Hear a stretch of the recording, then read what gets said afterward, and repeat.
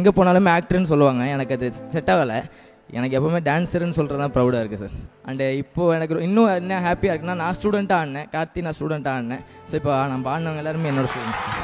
So அது எனக்கு என்றைக்காவது ஒரு நாள் உங்கள் முன்னாடி நான் ஒரு மாஸ்டராக அவங்களுக்கு என்னோடய ஸ்டூடெண்ட்ஸை நிப்பாட்டணும்னு ஆசைப்பட்டேன். அண்டு 11 வருஷம் கழிச்சு நடந்துருச்சு. மாஸ்டர், அதாவது உங்களுடைய ஷோவில் உங்கள் முன்னாடி ஸ்டூடெண்ட்டாக ஆடினார். இன்றைக்கி 11 வருஷம் கழிச்சு அவர் மாஸ்டராகி அவர் ஸ்டூடெண்ட்ஸோட ஆடி இருக்காரு. பார்க்குறதுக்கு எப்படி மாஸ்டர் இருக்குது? ஆக்சுவலாக ஜாஃபரை பார்க்கும்போது ரொம்ப சந்தோஷமாக இருந்துச்சு. ஏன்னா 10-12 வருஷமா அந்த மாதிரி.